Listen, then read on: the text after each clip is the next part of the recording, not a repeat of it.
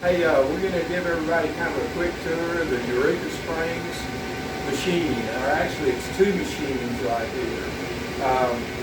Down below, these big old puppies, there's four of them. These are cavities.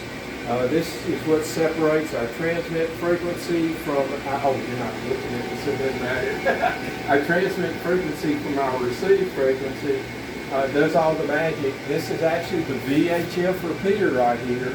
It's a little Motorola R1225, and if you saw the little radio that actually works in there, you'd laugh because it's so simple, but they're just super great little repeaters. And what's that there in the back? Well, this is just a bunch of stuff here, I'm sorry to say, but this radio right here is the Link radio, which communicates with the Mercy repeater and puts all this on the system, on the NWA link system. So well, you said this was Eureka. Is what communicates. Yeah, what did I say now? But I don't. What's with that new frequency there? Oh, the new frequency. Well, glad you asked that, John. We're having a lot of interference on the 146. 865. 865. Yeah. John Williams did a bunch of math and ran a computer program that calculates IMD, intermod distortion. Since there's multiple transmitters at this site, that frequency fell in line with some really bad harmonics, and this repeater has just not worked well at all. So we're given this new frequency. John ran the 145-170, which is what the new frequency is now, and there were very, very few harmonics on there. The only ones were the probably fourth or maybe fifth harmonic, so they were real low down, probably in the noise. Now, another thing that we've done, when we had the old frequency, we were having to turn the transmit subaudible tone on the transmitter off because it was mixing with all the IMD and keeping our transmitter locked up.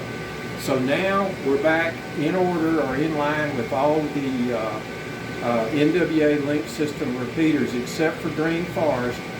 This one's now running the familiar 97.4 subaudible tone in and out. So when you set your radio up, set it to do a tone squelch where it transmits and requires the tone to open up the decoder on your radio. That'll help you guys in the cities and stuff by stoplights when that squelch and noise starts to open. You don't have to listen to all that intermod when you're driving around. So anyway, that's a change here. Now this is the power supply, and even though this little box has a built-in controller, we chose to use a dedicated controller, an external one, because it does a lot more. This allows us to tie into the Mercy link system. So that's what this is. Now, up here is... Ooh, fancy. Some of you may or may not have seen this. This is a System Fusion repeater. I forget, well, it's a DR1X. It was the first one. Let me turn this screen on. And we got this through a little club that was formed. But the sad news for Yaesu users is it doesn't do System Fusion. We took it and we converted it to D-Star. Now, how'd you do that? Well, we did that with some little magical boxes up here. This is a Raspberry Pi, which runs the Gateway software. And I can't really show you this because it's in an RF cage. But if anyone's ever experimented with Arduinos, microprocessors, this is an Arduino Duo with a little device called it's really a modem. It's called an MMDVM, and allows you to do all kinds of different codecs for digital voice. Now this is true digital voice over the air too, not VoIP. Right? So that's what this little guy does right here. And the frequency on it is 443, 425, and then is UHF has a much shorter wavelength than VHF. The Duplexers, if you look at here, or Duplexer, they're multiple cans, are a lot smaller. And this is what separates your transmit frequency from your receive frequency. Okay, and if John will kind of pan over here, you can see we have multiple. Well, we're actually not using these anymore. These are lightning arresters for Cat 5 cable. But if you look over here, we have a fiber bundle coming down from the top of the tower. And on top of the tower, there's a switch, and it's connected to 3 other radios with dish antennas. One goes to Dodge Mountain, one goes to my house. And where's the other one go? I forget. Dodge Mountain. Kessler?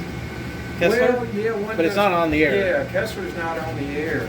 This little tiny fiber is a single strand. This router right here has a port. You know, here's the little transceiver, and this has got a port, and you can see it working. Okay, so our Raspberry Pi, which is our gateway for the D-Star, is this connection right here, and we've got another connection just for the fun of it that hooks up to a wireless router up here. So when we're up here, we can use our laptops and log into the internet and all that kind of good stuff. What's all this back here? All this wire management? Well, this is a power transfer because these little things don't like power outages and brownouts, all our data stuff. And so what we've got is a solar charger. Up here is a couple of batteries yoked together, 12-volt batteries. And this little device right here, all the electronics up the tower that are powered by PoE, power over Ethernet, are all 24 volts. So this is transferring or changing the 12 volts to 24, and that's what this line does. It goes up to all the little radios and devices up at the top of the tower. All this does right here, it takes power from the power supply, and in case of a brownout or a blackout, it will automatically switch over to the batteries so our network doesn't get disrupted. And you know, it'll keep things on the air. But now the repeaters themselves don't have backup power. They'll go down, but at least the network will stay up. So I think we told you what we were up here for, John and I. We've changed over the frequency and everything on this, so we're ready to go, and John's going to get the word out on the repeater book. And how high are the antennas? I think I'm not sure. I think the antenna is, we're working on one antenna. The VHF antenna is probably, I guess, 160 feet, something like that. Not really sure. We're on a real high spot in Carroll County, and the UHF antenna for the D-Star is close to that height, maybe 10, 15 feet lower than that. So anyway, that's our setup here at the Eureka Spring site off Highway 23. Quick thing that we didn't show y'all, this is what happens when you have phone lines at a tower site. All these phone lines are long since abandoned, but the latest strike, this is what it did. Pretty ugly stuff. I think it was back in December or something like that. Yeah, I think so. And that's why we're using the microwave to do things up here. So just a little eye candy there.